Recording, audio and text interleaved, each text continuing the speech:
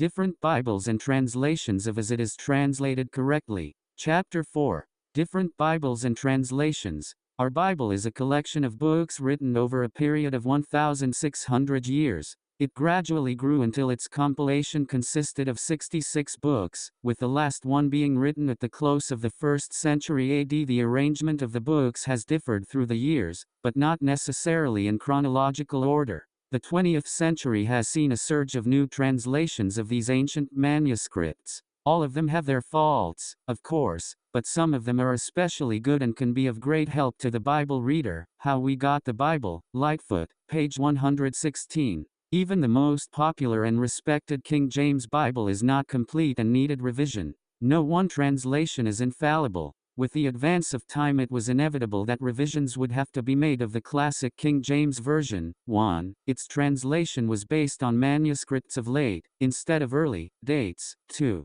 It contained obsolete expressions which were often misleading, and 3. It did not always represent an exact translation of the original tongues. Ibid, page 116. So now we come to another phase of the Bible, the history of its translation into the English language. Many of the early manuscripts came into England during the 4th century, but these were written in Latin, the language of the learned. But the common people were deserving and desirous of having it in their own language. 43. An unlearned man by the name of Cadman arranged stories of the Bible into the Anglo-Saxon language during the 7th century. In 709, a fellow by the name of Aldhelm made a translation including Psalms. Then in the last years of his life, a man named Bede in 735 made a translation of the Book of John. At the close of the 9th century, King Alfred encouraged the translation of several sections of the Bible into English. But it wasn't until the 13th and 14th centuries that most of the Bible was translated into English.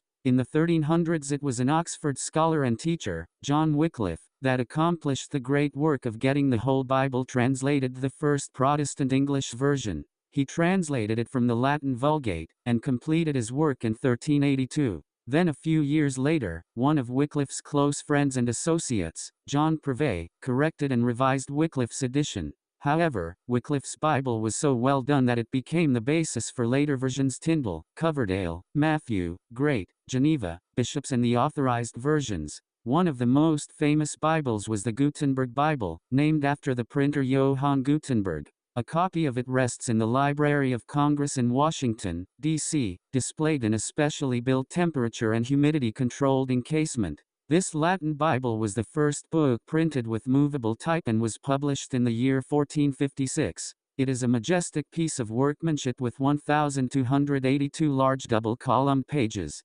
Following is the caption accompanying a display on the Gutenberg Bible. The first major work produced by printing, the Holy Bible printed by Gutenberg, is still considered by many connoisseurs today to be the world's most beautiful book from the aesthetic point of view. The Mainz inventor printed 190 copies of this 42-line Bible in the years from 1452 to 1455. 44. Even though this method of printing was a very progressive step, it was not well received by some. Copyists protested that printing would destroy their means of livelihood, aristocrats opposed it as a mechanical vulgarization, and feared that it would lower the value of their manuscript libraries. Statesmen and clergy distrusted it as a possible vehicle of subversive ideas. The Story of Civilization, Will Durant, 6, 159.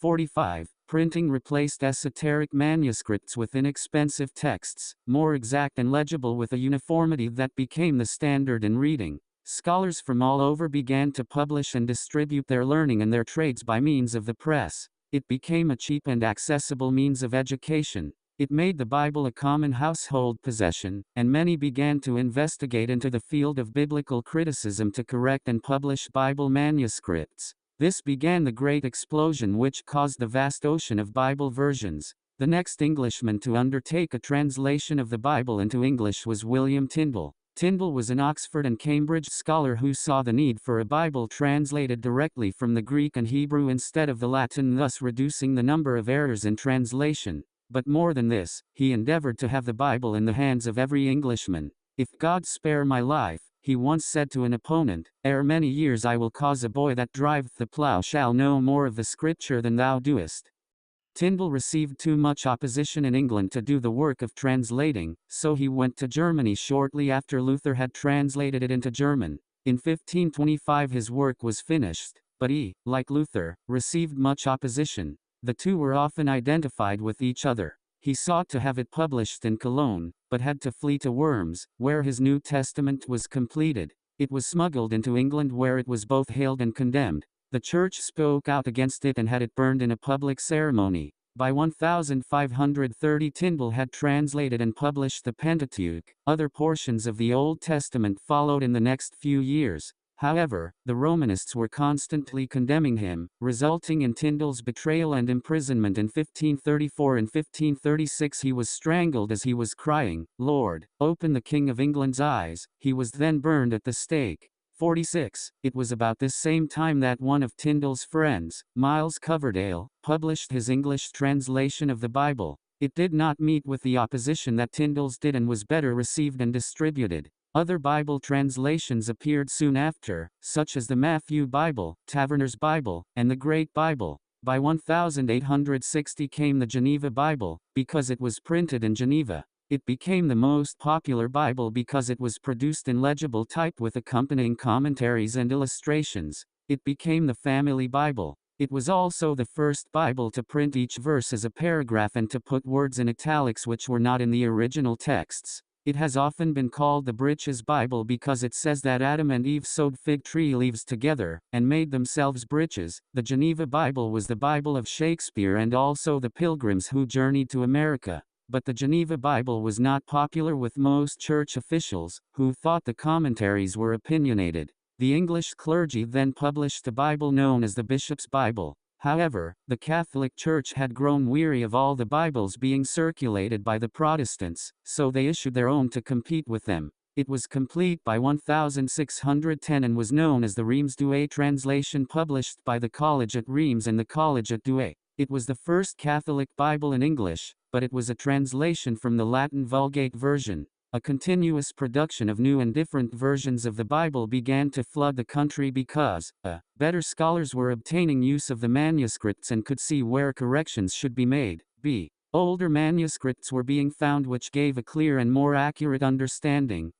Instead of revisions from the Latin manuscripts, scholars were using older Greek and Hebrew manuscripts.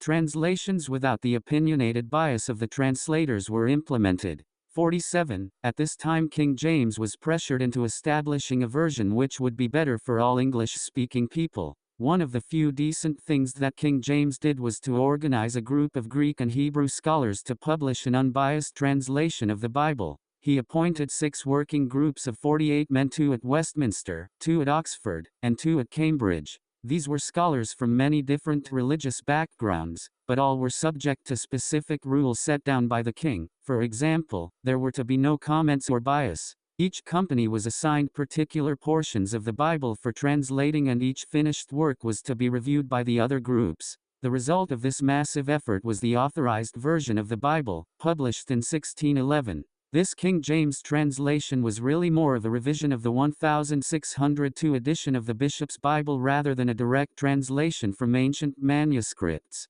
Some of the oldest manuscripts had not yet been found. After 2 years and 9 months, the final completed edition was ready for the printers. It was dedicated to the king, but was printed for the people. A good impartial English Bible had long been needed, because others had so many errors and private interpretations. The country was being torn apart by religious factions, and every Bible had its own doctrinal inclinations. Thus, the King James translation helped solve many of the problems in the religious climate in England. After 3.5 centuries, it is still the most popular Bible, and it has become the standard for both the English and American people. But even the King James translation has undergone many changes since its first edition. As each year passed, new information, modifications, and corrections became necessary.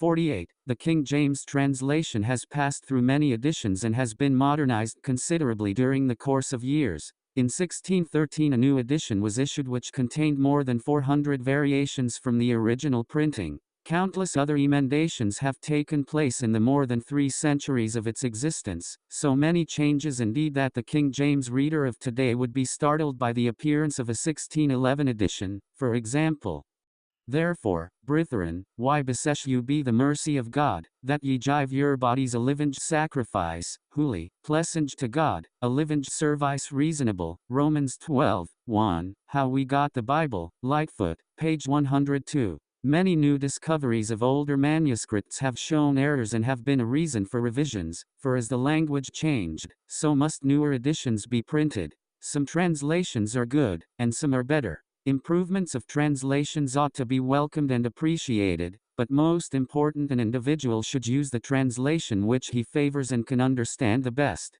The most common Bible in recent centuries has been this King James translation. At the time it was printed, there were only a few works printed of the Greek Testament. There was Cardinal Jimenez 1514 edition, Erasmus edition printed in 1516, Stephen's edition in 1546, and Beza's edition in 1562. It should be remembered that the King James Bible was not translated from any one particular manuscript. There is also a standard English edition of the Bible, but it, too, had no standard Hebrew or Greek text for the master translation. In fact, nearly every major Bible publication is a hodgepodge edition, having many different manuscripts as its source. Some Bibles are compiled from only a few different manuscripts, while others are a compilation from many differing texts.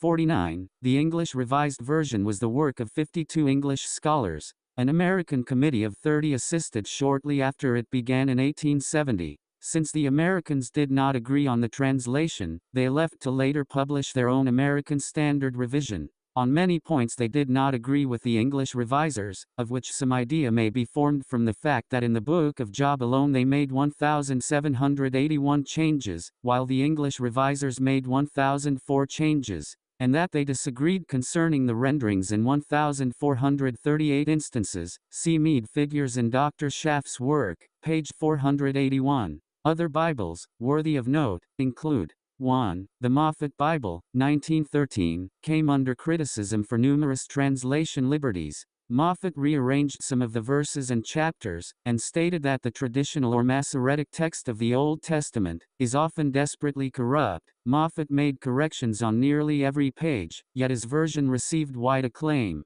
2. The Revised Standard Version was prepared by 32 scholars. Upon its publication in 1946, it was said of this edition, "No version produced in our country has ever aroused so much antagonism, some justified and some unjustified." PTL Counselor's Bible, page 1224. 3. The Berkeley Version, 1959, translated every word into modern English terms. 4. The New English Bible, 1970, took 50 Bible scholars 24 years to complete. 5. The New American Bible, 1970, is a Catholic version which took 26 years for 50 scholars to complete. 56. The New American Standard, 1971, was translated by 54 Greek and Hebrew scholars and required 11 years to complete. Human nature being what it is, the many versions of the Bible simply illustrate the differences of opinion among both individuals and groups. Through the centuries, the constant flow of Bibles has been perhaps more confusing than helpful. In addition to the versions already mentioned, are those listed below only a small portion of the hundreds of different Bibles that have circulated around the world, yet they are all supposed to be the same Bible. Murdoch's New Testament 20th Century NT Noise Version, the Bible, American Trans Westcott, Hart Whitechurch Cranmer Weymouth's Version, Young's New Translation, Darby Goodspeed Bible, Good News, The Complete Bible, Jerusalem, Phillips Bible, The Living Bible, American Standard Revised Parallel Bible, New World Naves, The Devotional Bible, The Book Interpreter's Bible, American Bible Union Amplified Bible, Centenary, Holy Bible in Brief, Holy Scriptures Reader's Digest Bible. The records show that from the years 1777 to 1833 there were more than 500 separate editions of the Bible, or parts thereof, published in America alone. See Joseph Smith's translation of the Bible, Robert Matthews, page 8. In spite of the existence of so many Bible versions, the Protestants generally conclude.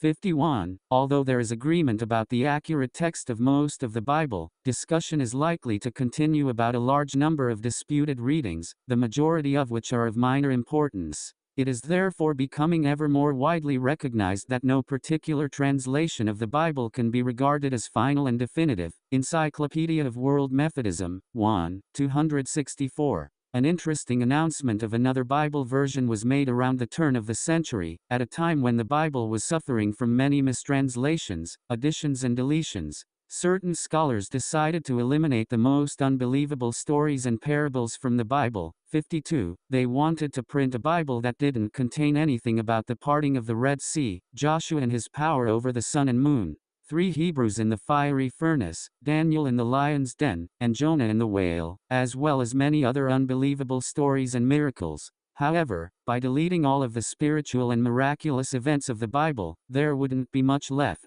Nevertheless, most ministers today are more willing to accept the unbelievable stories than the actual doctrines. If the sectarians really believed the Bible as they say they do, Joseph Smith would have had no difficulty teaching the fullness of the gospel of Christ to this dispensation. Because there are so many different Bibles, it tends to create different religions. Consider the Protestants, using only the King James translation, and how they continually disagree with each other. How is it that so many different religions could result from just one translation of the Bible? Simply said, they all interpret it differently. When the question was asked Joseph Smith, "Wherein do you differ from other sects?" he replied, "In that we believe the Bible, and all other sects profess to believe their interpretations of the Bible and their creeds." DHC 328.